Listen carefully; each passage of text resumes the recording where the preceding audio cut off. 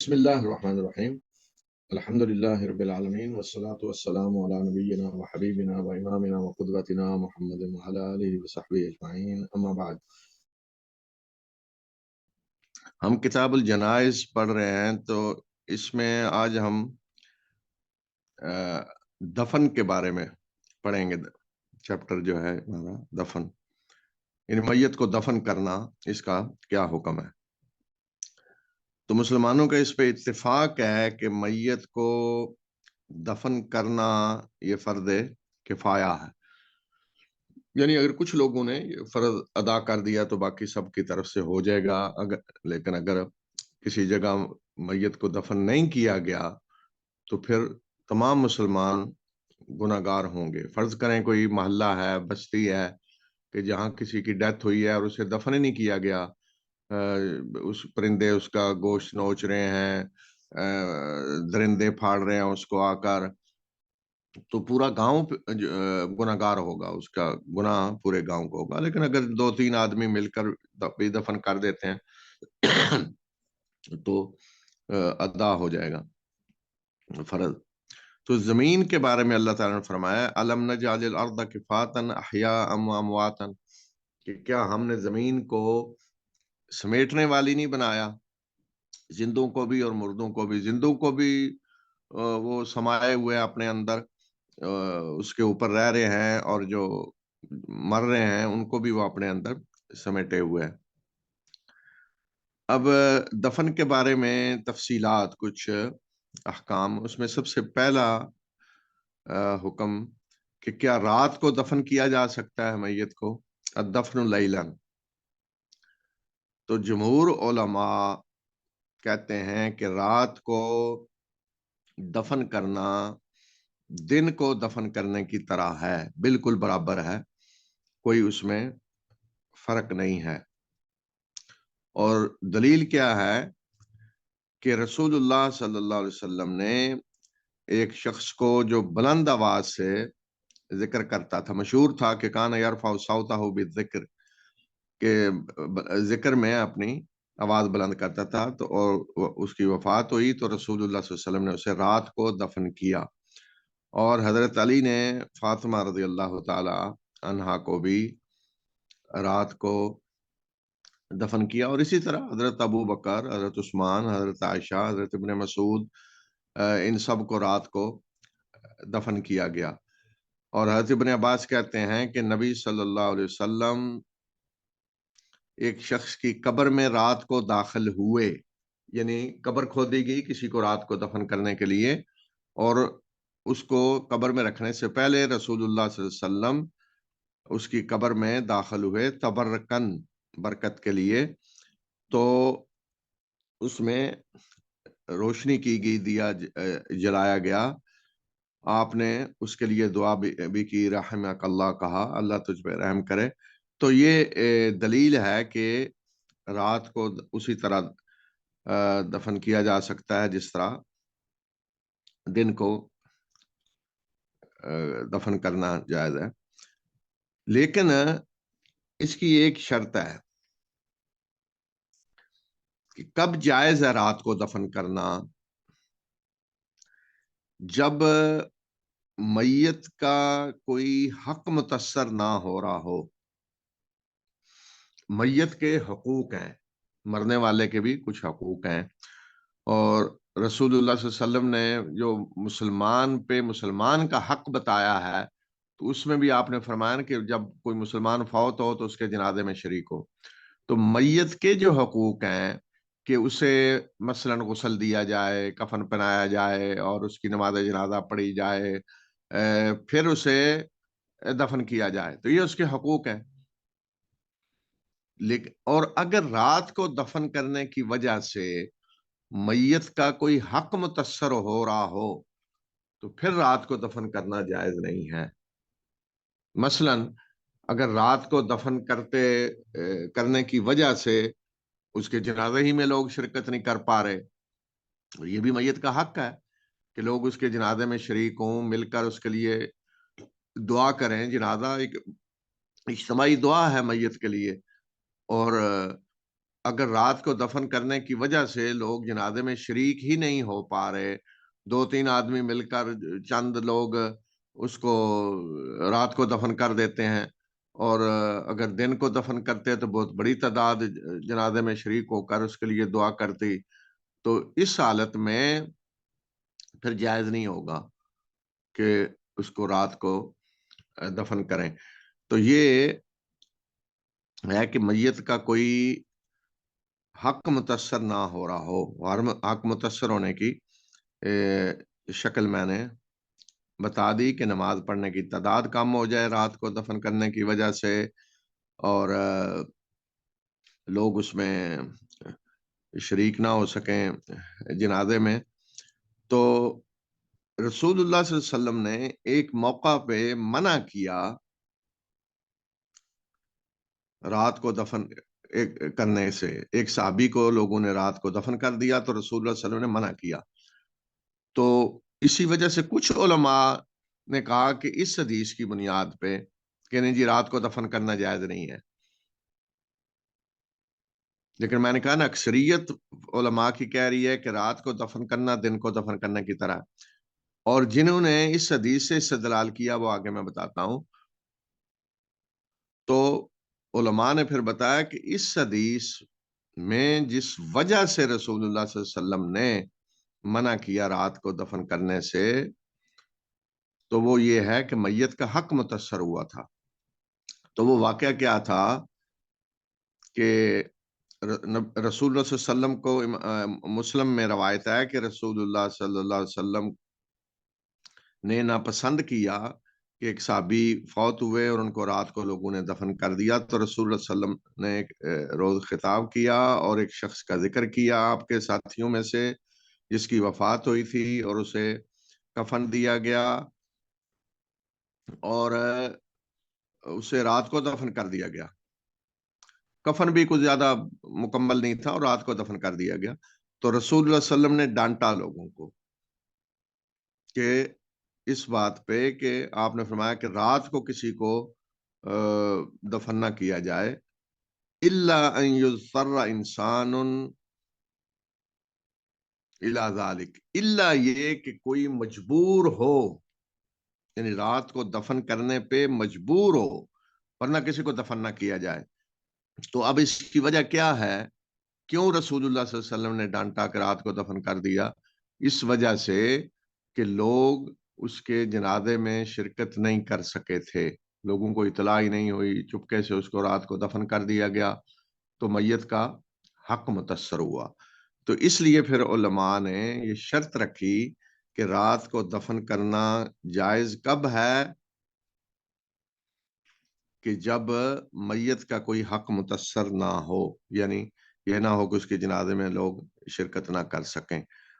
تو حضرت جابر سے ابن ماجہ نے روایت کیا ہے، وہ کہتے ہیں قال رسول اللہ صلی اللہ علیہ وسلم لا تدفنوا موتاکم باللیل الا ان تضطروا، کہ اپنے مردوں کو رات کو دفن نہ کرو الا یہ کہ تم مجبور ہو جاؤ۔ مجبوری کیا ہے؟ مجبوری کیا ہے کہ مثلا ڈر ہے کہ میت خراب ہو جائے گی، مثلا گرمیوں کا موسم ہے اور میت خراب ہو جائے گی، لاش خراب ہو جائے گی، مجبوری ہے، تو مجبوری میں تو پھر دفن کیا جائے گا۔ بہرحال اب حالات تو بدل چکے ہیں، اب تو اس اسپتالوں میں کولڈ روم ہوتے ہیں، ان میں میت کو رکھ دیا جاتا ہے، تو اس لیے اب یہ ایشو تو نہیں ہے کہ لاش خراب ہو جائے گی۔ بہرحال آج بھی کئی جگہیں ایسی ہو سکتی ہیں کہ جہاں یہ سہولتیں نہ ہوں اور وہاں ڈر ہو کہ میت خراب ہو جائے گی، اور اگر خراب ہونے کا ڈر ہو تو پھر تو بہرحال جلدی سے جلدی رات کو بھی دفن کیا جا سکتا ہے۔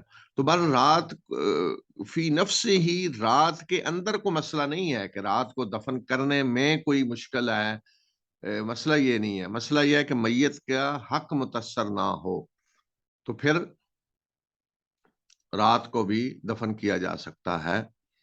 تو لیکن اگر حق متاثر ہو رہا ہو تو پھر دفن نہیں کیا جا سکتا۔ ایک وجہ ہے پھر بھی، وہ یہ ہے کہ میت خراب ہونے کا ڈر۔ اس کے بعد ہے کہ سورج طلوع ہوتے وقت، غروب ہوتے وقت اور زوال کے وقت کیا کسی کو دفن کیا جا سکتا ہے؟ یہ دفن کا مطلب نماز جنازہ پڑھنا، دفن کرنا میت کو. اور یہ وہ اوقات ہیں کہ جن میں نماز پڑھنا منع ہے.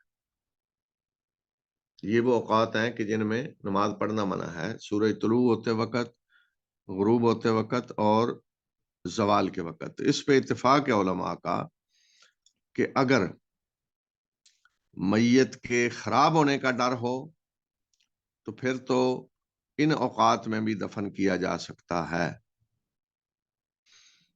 اور اگر یہ ڈر نہ ہو تو پھر ان اوقات میں دفن نہیں کرنا چاہیے.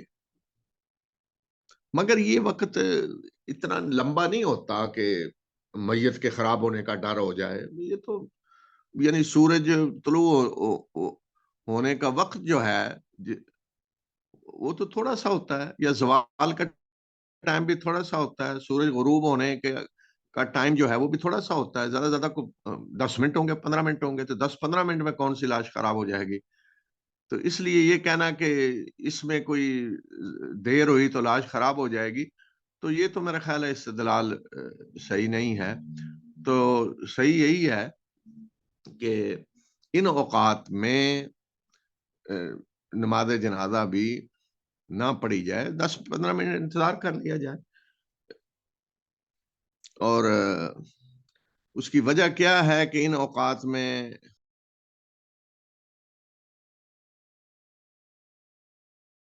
دفن نہیں کرنا چاہیے، یہ نماز جنازہ نہیں پڑھنی چاہیے؟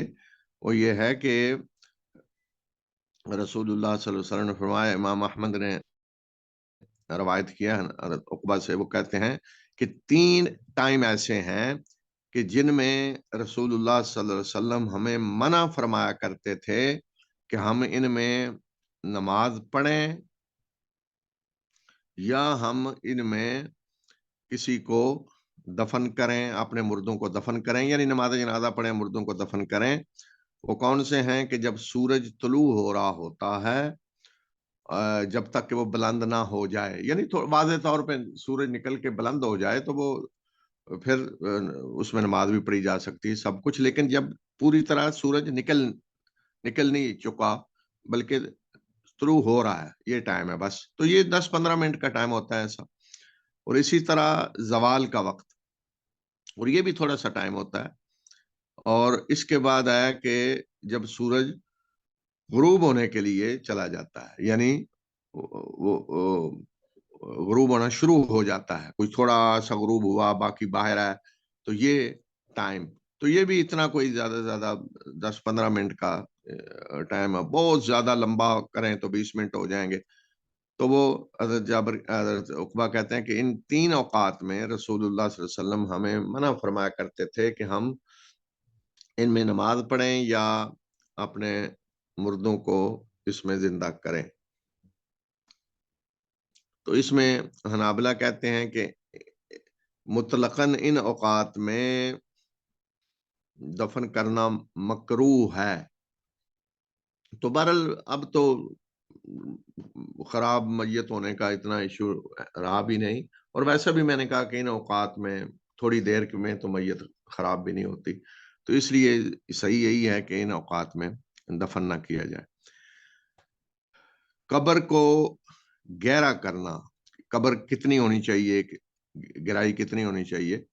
تو قبر کو گہرا کرنا مستحب ہے، اس لیے کہ دفن کا مقصد کیا ہے کہ میت کو چھپایا جائے اس طرح کی گڑھے میں، ایسی جگہ میں کہ ایک تو اس کی بو وغیرہ باہر نہ آئے جب میت خراب ہوتی ہے، کوئی درندے، کوئی اس طرح پرندے اس کو نوچے نہیں، یعنی میت کی توہین نہ ہو مرنے کے بعد. تو دفن کرنے کا یہ مقصد ہے. تو یہ مقصد کب پورا ہوگا؟ کہ جب قبر اتنی گہری ہو کہ کوئی درندہ، کوئی چیز میت کو نقصان نہ پہنچا سکے. اس طرح کی قبر نہ ہو کہ بس تھوڑا سا اوپر سے زمین کھودی اور میت کو ڈال کے اوپر تھوڑی سی مٹی ڈال دی تو کوئی بھی آ کے درندہ کوئی بھی آرام سے اس کو نکال لے. تو اس طرح نہیں ہونا چاہیے، بلکہ قبر گہری ہونی چاہیے. کچھ علماء نے تو کہا ہے کہ جتنی انسان کی لمبائی ہے اتنی گہری قبر ہو، لیکن اتنی گہری تو خیر بہت زیادہ ہو جاتی ہے. مثلا اگر کسی کی لمبائی 5 فٹ ہے تو 5 فٹ گہری قبر ہو تو یہ تو بہت زیادہ گہری ہو جاتی ہے. اور بعض علاقوں میں تو 5 فٹ قبر کھودتے ہیں تو نیچے سے پانی بھی نکل آتا ہے اور مصیبت بن جاتی ہے. تو امام حنیفہ کہتے ہیں کہ انسان کی جتنی لمبائی ہے اس میں اس کے آدھا حصہ، یعنی اگر 5 فٹ 5.5 فٹ ہے یا 6 فٹ ہے تو 3 فٹ گہرائی، تو یہ مناسب ہے. 3 فٹ گہری قبر ہو تو یہ مناسب ہے کہ اتنی گہری قبر ہونی چاہیے کہ کوئی انسانی جسم کو کوئی چیز نقصان نہ پہنچا سکے. تو یہ رسول اللہ صلی اللہ علیہ وسلم نے فرمایا کہ اپنی قبریں جو ہیں ان کو گہرا کیا کرو. مقصد یہی ہے کہ انسانی جسم محفوظ رہے. قبر کی 2 شکلیں ہوتی ہیں، تو کون سی افضل ہے؟ ایک کو لحد کہتے ہیں اور ایک کو عربی میں شق کہتے ہیں. شق یہ ہے کہ زمین کو سیدھا کھودا جائے، گڑا جیسے کہتے ہیں، سیدھا گڑا نکالا جائے، کھودا جائے اور اس میں میت کو دفن کر کے اوپر سے بند کر دیں اینٹیں وغیرہ لگا کے. آج کل تو پڑیاں اوپر رکھ دیتے ہیں، اکثر جگہوں پہ یہی ہو رہا ہے کہ نیچے وہ کھودتے ہیں سیدھا گڑا اور میت رکھ کر اوپر پڑیاں رکھ دی جاتی ہیں اور اوپر مٹی ڈال دی جاتی ہے. تو پہلے اوپر خاص طریقے سے کوئی اینٹیں وغیرہ لگا دی جاتی تھی، تو آج کل تو یہ محفوظ طریقہ ہے. تو یہی آج کل بہتر ہے کیونکہ مقصد لاش کو محفوظ کرنا ہے کہ اس کی بے حرمتی نہ ہو، اور یہ محفوظ ترین طریقہ ہے. اس کو شق کہتے ہیں. دوسرا طریقہ ہے لحد. لحد یہ ہوتا ہے کہ سیدھا ایک گڑا کھود کر پھر اس کی سائیڈ میں قبلے کی طرف نیچے سے ایک سرنگ جیسے ہوتی ہے وہ نکالی جاتی ہے. اوپر کا حصہ وہ باقی رہتا ہے اسی طرح اس کا، اور نیچے سے اس کے وہ کھودا جاتا ہے اور پھر میت کو اس میں رکھ کر وہ جو سائیڈ پہ کھودا گیا ہے نیچے حصہ، اس میں رکھ کر اب یہ جو حصہ تھا جس کے اندر سے وہ دوسری سائیڈ پہ کھودا گیا، اس میں سیدھا مٹی ڈال کے اسے بند کر دیا جاتا ہے. تو وہ جو حصہ تھا جہاں میت کو رکھا گیا اس کے اوپر چھت اس کا کیا بن جاتا ہے؟ چھت اس کا وہ اوپر والا حصہ جو باقی ہے، کیونکہ نیچے سے وہ سرنگ سی لگائی گئی تو اوپر والا حصہ باقی ہے، تو اس کے نیچے میت کو رکھ کے وہ اس کی قبر کا گویا کہ چھت بن جاتا ہے. تو دونوں شکلیں ہیں، ایک لحد ہے اور ایک شق ہے. تو اب کہ زیادہ افضل کیا ہے؟ پہلی چیز تو یہ ہے کہ دونوں جائز ہیں، اور مدینہ میں شق بھی تھی اور لحد بھی تھی، دونوں طرح کی قبریں نکالی جاتی تھیں. اور رسول اللہ صلی اللہ علیہ وسلم کی وفات کے وقت یہ سوال پیدا ہوا کہ آپ کی قبر کس طرح بنائی جائے، لحد بنائی جائے یا شق بنائی جائے. تو جب یہ دونوں سوال سامنے آئے، لحد بنائی جائے یا شق بنائی جائے، تو اس کا مطلب ہے دونوں جائز تھیں. اگر کوئی ایک جائز نہ ہوتی، لحد ہی ضروری ہوتی، تو پھر شق کا سوال نہ آتا. تو اس کا مطلب دونوں جائز تھیں. صرف یہ ہے کہ زیادہ افضل کیا ہے؟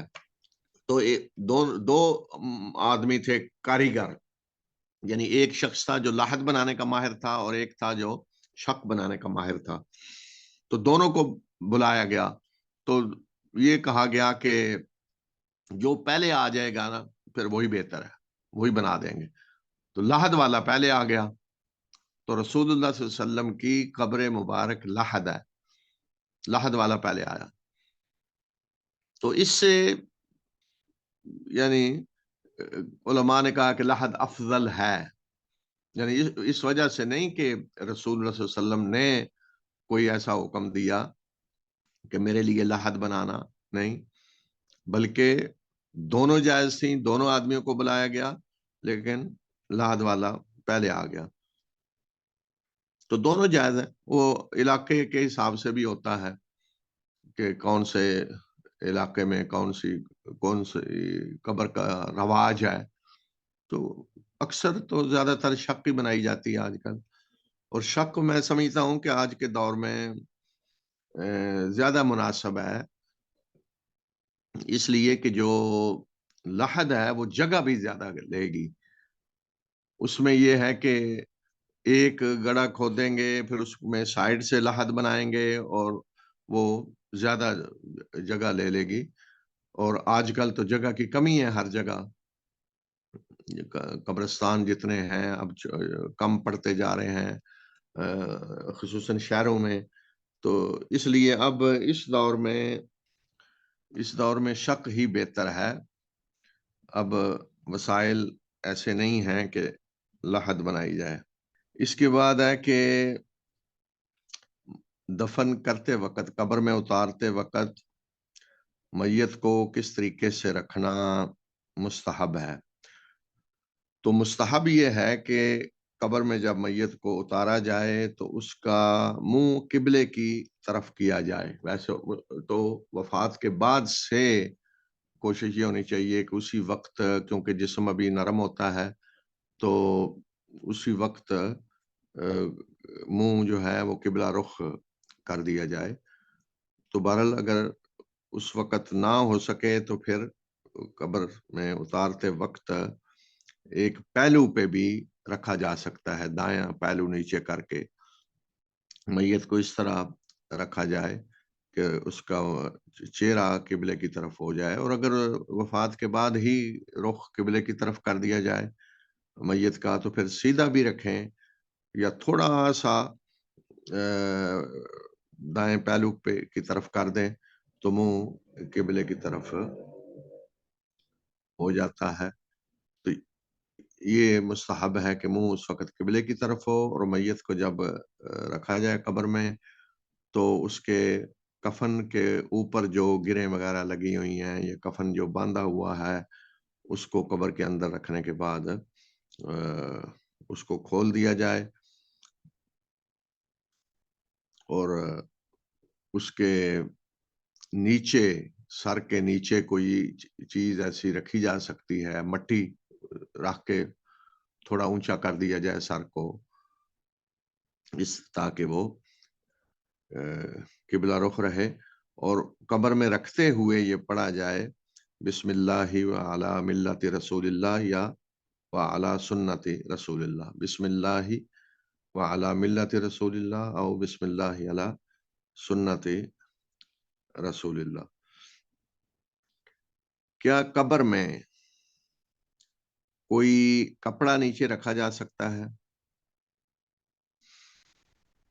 میت کے نیچے کوئی چیز پھیلا دی جائے، کوئی کپڑا ڈال دیا جائے نیچے؟ تو کچھ علماء نے کہا ہے کہ یہ مکروہ ہے کہ قبر میں نیچے کوئی کپڑا ڈالا جائے، اس لیے کہ مٹی میں انسان نے جانا. اللہ تعالیٰ نے فرمایا منہا خلقناکم، اسی مٹی سے ہم نے تمہیں پیدا کیا، وفیہا نعیدکم ومنہا نخرجکم تارۃ اخری، اسی میں ہم تمہیں لوٹائیں گے اور اسی میں سے نکالیں گے. تو مٹی ہی میں جانا ہے، تو مٹی سے بچنے کی کوشش یہ بنتی ہے کہ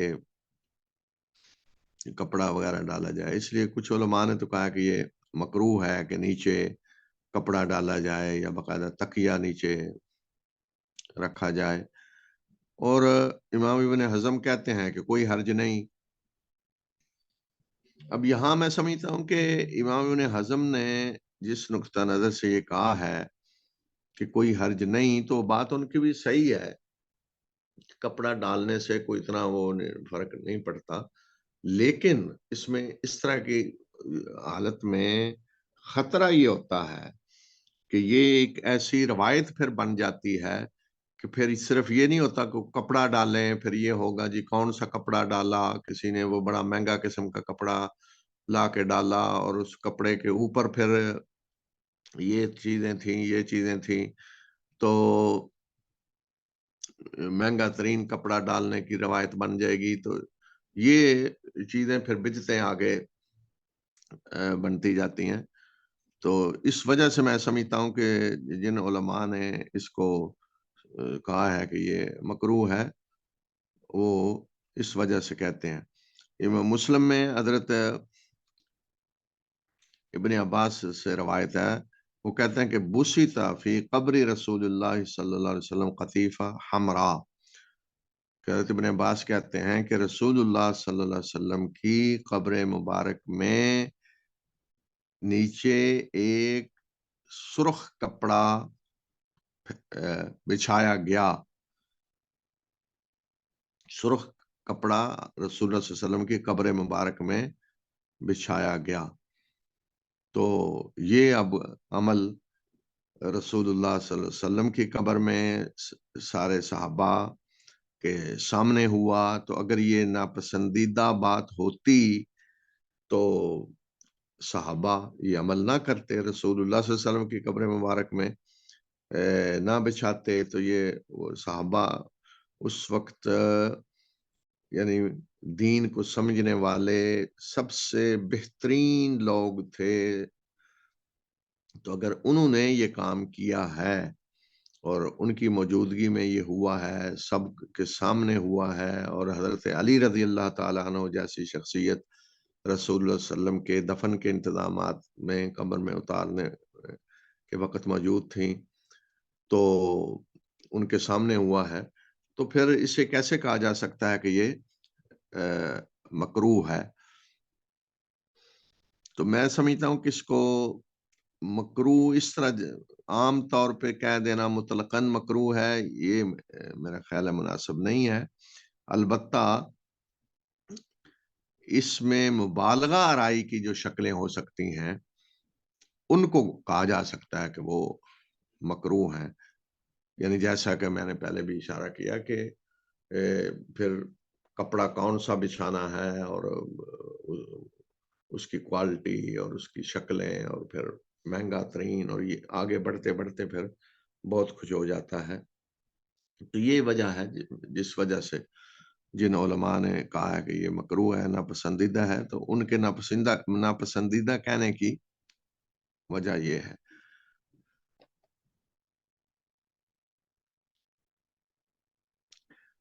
دفن کرنے کے بعد سنت یہ ہے، مستحب ہے کہ ہر وہ شخص جو دفن میں شریک ہے وہ اپنے ہاتھوں سے 3 دفعہ مٹی ڈالے قبر پہ. 3 دفعہ مٹی ڈالے، یہ رسول اللہ صلی اللہ علیہ وسلم کی سنت ہے.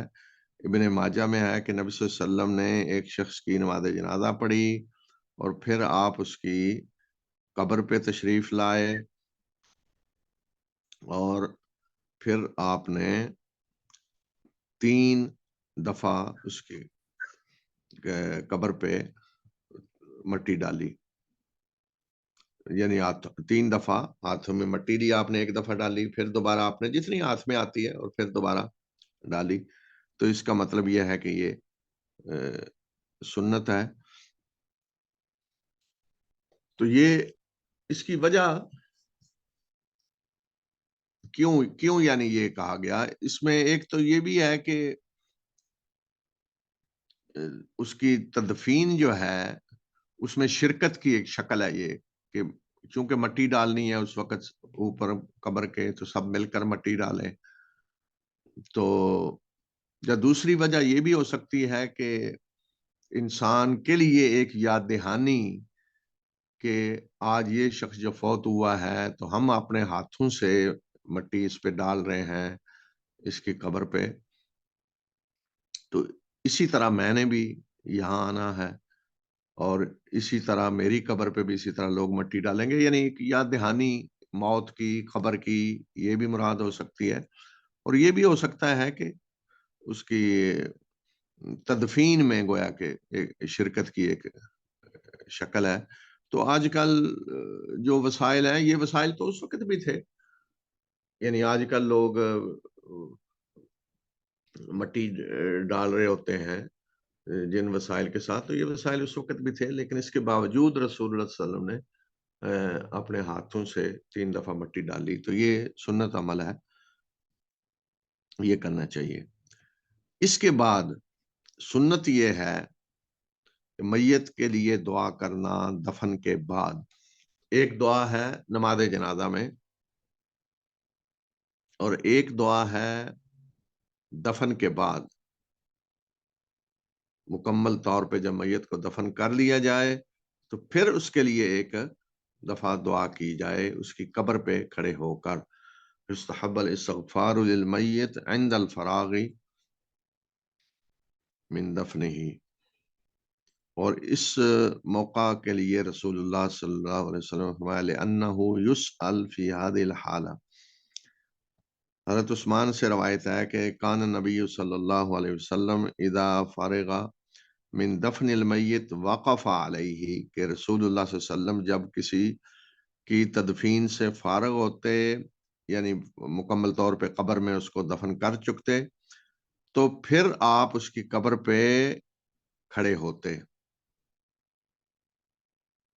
اور آپ اس وقت فرماتے استغفروا لأخیکم واسألوا له التثبیت فإنه الآن يسأل، کہ اپنے بھائی کے لیے مغفرت کی دعا کرو اور اس کے لیے اللہ سے ثابت قدمی کا سوال کرو، اس لیے کہ اس وقت اس سے پوچھا جا رہا ہے، یعنی پوچھا جائے گا، سوال ہوگا قبر میں، تو اس کے لیے مغفرت کی دعا کرو اور ثابت قدمی کی دعا کرو کہ اللہ اسے ایمان پہ ثابت قدمی عطا فرمائے، کلمہ پہ ثبات عطا فرمائے۔ تو یہ رسول اللہ صلی اللہ علیہ وسلم فرماتے، اور اس سے پتہ چلتا ہے کہ دفن کے بعد بھی میت کے لیے دعا ہونی چاہیے، اور یہ دعا مختلف الفاظ میں نبی صلی اللہ علیہ وسلم سے بھی روایت کی گئی ہے، اور حضرت علی سے بھی روایت ہے کہ حضرت علی جب کسی کو دفن کرتے تو وہ یہ دعا کرتے، اور جب کسی صحابی کا ہم کہتے ہیں کہ صحابی یہ عمل کرتے تو اس کا مطلب یہ ہے کہ صحابی کا وہ عمل یہ دلیل ہوتا ہے کہ انہوں نے رسول اللہ صلی اللہ علیہ وسلم ہی سے سیکھا ہوگا۔ تو حضرت علی یہ دعا کرتے کہ جب کسی کو دفن کر لیتے تو کہتے اللہم ھذا عبدک، کہ اللہ یہ تیرا بندہ ہے، اب تیرے سامنے حاضر ہوا ہے اور تو اس کی حالت کو جانتا ہے، اس کے اعمال کو جانتا ہے، اس کو بخش دے، اس کی قبر کو وسیع کر دے۔ تو اس طرح کی دعا جو جنازے میں بھی کی جاتی ہے، تو اے اللہ اس کی قبر کو جنت کے باغوں میں سے ایک باغ بنا دے، اے اللہ اس کے گناہوں کو معاف فرما دے، اے اللہ اس پہ رحم فرما، اس سے درگزر فرما، تو اس کو دنیا میں جو اس کے گھر والے تھے اس سے بہتر گھر والے عطا فرما۔ تو یہ سارے وہی الفاظ دعا کے جو جنازے میں بھی رسول اللہ صلی اللہ علیہ وسلم پڑھتے تھے، تو اسی طرح کے اذکار دعا کے الفاظ وہ یہاں دفن کے بعد بھی مستحب ہے۔ تو یہ دعا ضروری نہیں ہے کہ عربی زبان میں ہو، اپنی زبان میں بھی آدمی کر سکتا ہے۔ قبریں بنانے میں سنت طریقہ کیا ہے؟ سنت یہ ہے کہ قبر کو زمین سے زیادہ بلند نہ کیا جائے، بس جیسا کہ میں نے کہا نا کہ آج کل شق ہے، یعنی کھودی جاتی ہے سیدھی قبر، میت کو رکھ کر اوپر پڑیاں رکھ دی جاتی ہیں اور اوپر مٹی پہلے پانی مکس کر کے وہ ملا کے اوپر ڈال دی جاتی ہے اور اوپر پھر خشک مٹی ڈال دی جاتی ہے، تو اتنی کہ وہی مٹی جو اندر سے نکلی ہے اس کو اوپر ڈال دیا جاتا ہے۔ تو یہ زیادہ سے زیادہ کوئی آدھا فٹ اس طرح کوئی فٹ قبر اوپر مٹی کا حصہ وہ بلند ہو جاتا ہے، تو اس سے زیادہ قبر اونچی نہیں کرنی چاہیے، صرف اتنا ہو کہ پتہ چلے کہ یہ قبر ہے، یہ نہ ہو کہ کسی کو پتہ ہی نہ چلے قبر ہے، اس طرح وہ کسی کو دفن کر کے چھوڑ دے کہ اوپر کوئی نشان ہی نہیں ہے، تو اتنی اونچی ہونی چاہیے کہ پتہ چل جائے کہ قبر ہے، اور اس کے اوپر کوئی پھر اس طرح کی چیز نہیں بنانی چاہیے کہ اوپر سے قبر کو پکا کیا جائے اور اینٹیں لگائی جائیں اوپر والے حصے پہ یا باؤنڈری اس کی بنائی جائے اینٹوں سے، یہ ساری چیزیں جو ہیں یہ منع ہے۔ رسول اللہ صلی اللہ علیہ وسلم نے اس طرح کی قبریں بنانے سے منع کیا ہے۔ قبروں کو بہت زیادہ اونچا کرنا اور قبروں کو پختہ کرنا، یہ ساری شکلیں جو ہیں یہ منع ہے۔ البتہ قبر کے اوپر کوئی نشانی رکھی جا سکتی ہے، مثلا کوئی پتھر رکھ دیا جائے، یا یہ بھی ہو سکتا ہے کہ قبلے کی طرف سر کی طرف کوئی تختی سی زمین میں گاڑ دی جائے جس پہ اس کا نام لکھا ہو کہ اس کی قبر ہے، اس لیے کہ اگر کوئی قبر پہ آئے دعا کرنے کے لیے تو اس کو پتا ہو یہ فلاں کی قبر ہے۔ تو نشانی کوئی رکھی جا سکتی ہے، وہ نشانی بغیر نام کے بھی کوئی رکھنا چاہے تو رکھ لے، علامت ہو کہ بس اپنے طور پہ پتا چل جائے کہ یہ کس کی قبر ہے۔ اور اگر کوئی لکھ کر کسی پتھر پہ کسی شکل میں کوئی رکھ دے، یا نمبر کوئی لگا دیں، بعض جگہوں پہ نمبر لگے ہوتے ہیں قبروں کے، تو اس طرح کی نشانی کہ کوئی تاکہ پہچانا جا سکے کہ یہ قبر کس کی ہے، تو یہ شکلیں ساری جائز ہیں۔ لیکن قبروں کو پختہ کرنا، اوپر سے بنانا ان کے کوئی چیز، یہ ساری شکلیں بالکل منع ہے۔ بعض علماء کہتے ہیں کہ قبرستان میں جوتے اتار کر جانا چاہیے، لیکن اس کی کوئی ایسی دلیل نہیں ہے۔ تو اکثریت علماء کی نے کہا ہے کہ جوتوں سمیت قبرستان میں جانے میں کوئی حرج نہیں۔ اور اچھا، اس کی دلیل کیا ہے کہ جوتوں سمیت جانے میں کوئی حرج نہیں؟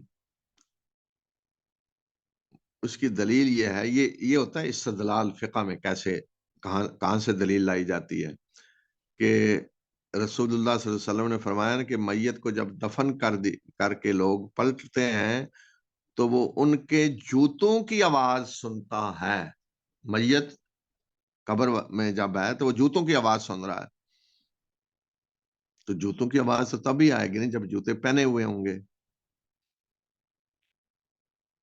تو بخاری اور مسلم میں روایت ہے کہ حضرت انس سے نبی صلی اللہ علیہ وسلم نے فرمایا کہ ان العبد اذا وضع فی قبره وتولى اصحابه انه ليسمع قرع نعالهم، کہ جب میت کو قبر میں رکھ دیا جاتا ہے اور اس کے ساتھی دفن کر کے چلے جاتے ہیں تو وہ ان کے جوتوں کی آواز سنتا ہے۔ تو اس سے استدلال کیا علماء نے کہ جوتوں کی آواز تو تبھی سنے گا نا کہ جب جوتے پہنے ہوئے ہیں کسی نے۔ یہ ہوتا ہے فقہ میں استدلال، حدیث اب دوسرے موضوع پہ ہے، لیکن اس سے یہ نتیجہ بھی نکل آیا کہ جوتے پہننے کی اجازت ہے قبرستان میں، کہ پہنے ہوئے ہوں تو آواز آئے گی، اگر پہنے ہوئے نہیں ہیں تو آواز نہیں آئے گی۔ اچھا، یہاں ایک اور سوال بھی ہے پھر کہ آیا قبر والا سنتا ہے؟ آپ نے فرمایا کہ جوتوں کی آواز سنتا ہے وہ، تو آیا قبر والا سنتا ہے؟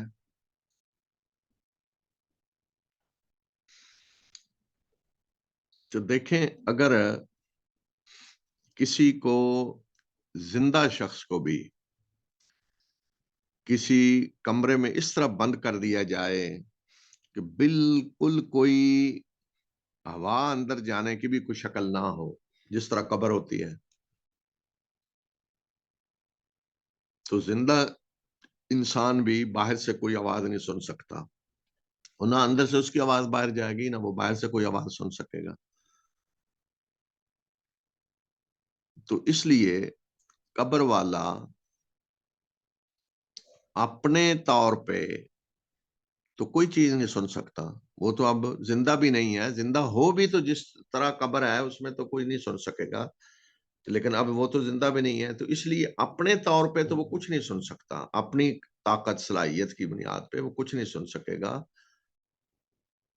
البتہ اللہ تعالیٰ جو سنانا چاہے وہ قبر والے کو اللہ تعالیٰ سناتا ہے، یا مرنے والے کو اللہ تعالیٰ سناتا ہے۔ رسول اللہ صلی اللہ علیہ وسلم نے جب مشرکین بدر کو ایک گڑھے میں ڈالا، جو ایسے ہی کنواں تھا جو خراب ہو چکا تھا، گڑھا بن چکا تھا. تو پھر آپ نے ان کو مخاطب بھی کیا. بڑے بڑے سردار تھے سارے قریش کے، ایک ایک شخص کو فلاں فلاں فلاں فلاں، کیا دیکھو آج اللہ نے تمہیں شکست نہیں دی، اور تمہیں آج پتہ چل گیا نا کہ تم جھوٹ پہ تھے، اور اللہ نے اپنے نبی کے ساتھ جو وعدہ کیا تھا پورا کیا. تو وہاں پھر حضرت عمر نے کہا کہ اللہ کے رسول صلی اللہ علیہ وسلم آپ انہیں مخاطب کر رہے ہیں تو کیا یہ سنتے ہیں؟ تو آپ نے فرمایا کہ تم سے زیادہ سن رہے ہیں، لیکن یہ جواب نہیں دے سکتے. تو گویا کہ اللہ تعالیٰ انہیں سنا رہا ہے. تو یہاں اللہ تعالیٰ کیوں انہیں سنا رہا تھا؟ کہ تاکہ انہیں پتہ چلے کہ جس دین کو نیچا دکھانے کے لیے وہ اپنی ساری قوتیں اور صلاحیتیں صرف کر رہے تھے، تو آج اس دین کے غلبے کی ابتدا ہوئی ہے اور اللہ نے انہیں شکست دی ہے، اور اللہ کے رسول صلی اللہ علیہ وسلم کی سچائی آج واضح ہوئی ہے کہ آپ اللہ کے سچے رسول ہیں، اللہ آپ کے ساتھ ہے. تو اس لیے اللہ تعالیٰ نے انہیں سنایا تاکہ وہ ذلیل ہوں، رسوا ہوں. لیکن اگر کوئی اللہ کے کسی نیک بندے کو جو فوت ہوا ہے اس کی قبر پہ آ کے، یا ویسے کوئی اس کو کوئی برا بلا کہے گا، تو اللہ تعالیٰ اسے نہیں سنائے گا، وہ کہ تکلیف ہوگی اس کو. تو گویا کہ جو چیز مرنے والے کے لیے اگر کوئی نیک شخص ہے، تو جو چیز اس کے لیے تکلیف دہ ہے وہ اللہ اسے نہیں سنائے گا، اور جو چیز اس کے لیے خوشخبری ہے وہ اللہ اسے سنائے گا. اور اس کے مقابلے میں جو کافر ہے، مشرک ہے، اس کے لیے جو چیز تکلیف دہ ہے وہ اللہ اسے سنائے گا، اور جو چیز اس کے لیے اچھی ہے وہ اللہ اسے نہیں سنائے گا. مثلا اس کی قبر پہ جا کے ایسے کچھ ظالم فرعون جیسی صفات والے شخص کی کوئی تعریفیں شروع کر دے، تو وہ اللہ نہیں اسے سنائے گا. ہاں، اگر کوئی اس پہ لعنت بھیج رہا ہو تو وہ اللہ اسے سنائے گا کہ دیکھ لو تم اس طرح کے کام کر کے آئے ہو کہ پیچھے لوگ لعنت بھیج رہے ہیں. تو یہ ہے اصل حقیقت اس چیز کی، کہ مردہ اپنے بل بوتے پہ، یا ہم کہیں جی مطلقاً مردہ سنتا ہے، مطلقاً مردہ نہیں سنتا، نہ سن سکتا ہے، ممکن ہی نہیں. لیکن یہ کہ کچھ نہیں سنتا، یہ بھی صحیح نہیں ہے. جو اللہ سنانا چاہتا ہے وہ مردہ سنتا ہے. اور دوسرا یہ کہ قبر جو ہے، قبر میں کوئی یہ نہیں کہ مردہ قبر میں ہے، قبر تو ایک گھر قرار دے دیا جاتا ہے. ایک یعنی یہ جو سفر ہے انسان کا، کہ انسان دنیا میں آتا ہے تو ایک گھر اس کا دنیا میں بنتا ہے، پھر اس دنیا کا ایک مرحلہ یہ ختم ہو جاتا ہے موت کے وقت، اور اگلی منزل شروع ہو جاتی ہے، تو آخرت کی. تو آخرت کی منزل جو ہے اس کا پہلا پڑاؤ گھر وہ قبر ہے. تو اس لیے ہم جیسے کسی کو ملنا ہو تو اس کے گھر جاتے ہیں. تو ویسے آج کل تو مثلا فون پہ بھی پہلے بھی جب فون تھے تو فون پہ بھی کسی کی خیریت دریافت کر سکتے ہیں، لیکن ہم کہتے ہیں جی گھر جا کے آپ کو ملتے ہیں.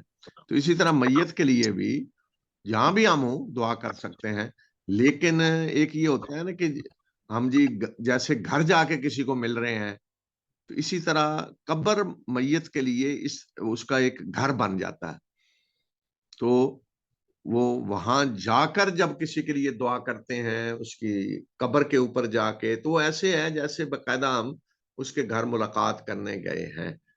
تو جب ملاقات کرنے گئے ہیں تو اللہ تعالی میت کو ضرور بتاتا ہے مرنے والے کو کہ تمہیں کوئی ملنے آیا ہے. میں نے کہا نا مومن کے لیے اور ہیں اس میں ضابطے، اور کافر کے لیے یا جو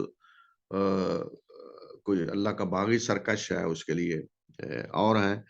تو ایک مومن کو اللہ تعالیٰ ضرور بتاتا ہے کہ تیری قبر پہ کون آیا ہے، ملنے آیا ہے، اور اللہ تعالیٰ اسے سناتا ہے، لیکن وہ آگے سے جواب نہیں بس دے سکتا.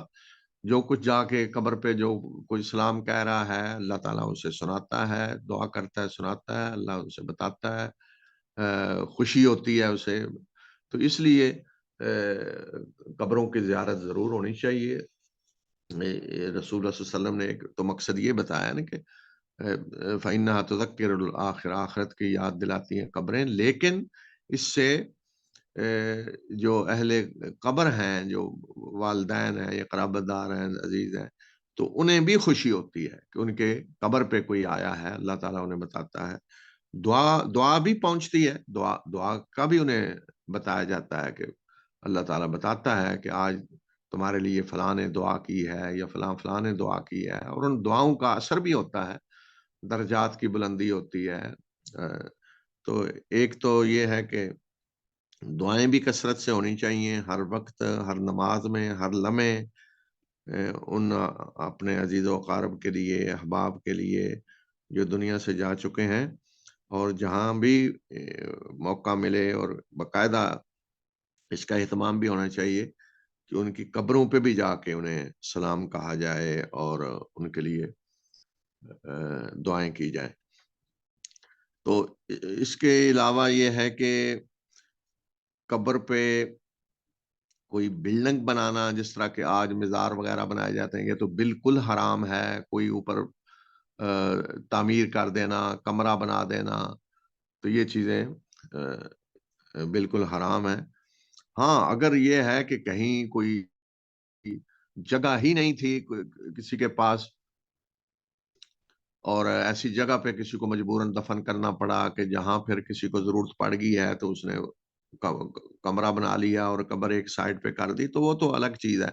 لیکن باقاعدہ قبر کے اوپر کمرہ بنا لینا کہ لوگ وہاں آ کر بیٹھیں گے اور بیٹھ کے وہ قبر والے سے آ کر مانگیں گے، تو یہ چیزیں جو ہیں یہ بالکل حرام ہیں۔ اسی طرح قبر کے اوپر کپڑے ڈالنا، یہ چیزیں بھی حرام ہیں۔ قبر کے اوپر بیٹھنا، یہ بھی قبر کی بے حرمتی ہے، اس سے منع کیا گیا ہے۔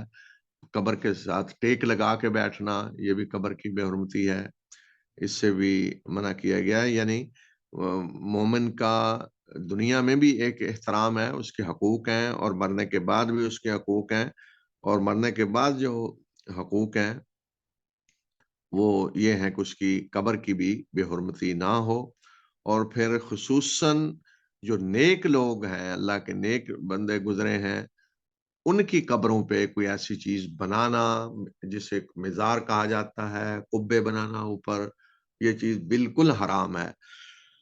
حضرت عائشہ کہتی ہیں کہ بخاری اور مسلم میں روایت ہے کہ حضرت ام حبیبہ یہ حبشہ میں رہی تھیں، تو انہوں نے رسول اللہ صلی اللہ علیہ وسلم کو وہاں کے حالات بتائے، عیسائی تھے وہاں، کہ وہاں ان کے ہاں کیا ہوتا تھا، حضرت مریم کی تصویریں، چرچ جو ان کے تھے وہاں، تو یہ سب کو جب بتایا تو رسول اللہ صلی اللہ علیہ وسلم نے فرمایا کہ یہ لوگ جو ہیں کیا کرتے تھے کہ جب کوئی نیک بندہ فوت ہو جاتا تو اس کی قبروں پہ عمارت بناتے اور وہاں دیے جلاتے، تو آپ نے فرمایا کہ اولئک شرار الخلق عند اللہ، کہ یہ اللہ کی بدترین مخلوق قیامت کے دن ہوں گے، کہ جو قبروں پہ عمارتیں بناتے ہیں اور پھر قبروں پہ دیے جلانا روزانہ جا کے، اور روشنیاں کرنا، تو یہ ساری شکلیں پھر آگے یہی شرک کی طرف لے جاتی ہیں۔ تو یہ ساری چیزیں قبروں کے ساتھ کرنا یہ بالکل حرام ہے۔ تو یہ اہم چیزیں تھیں دفن کے بارے میں۔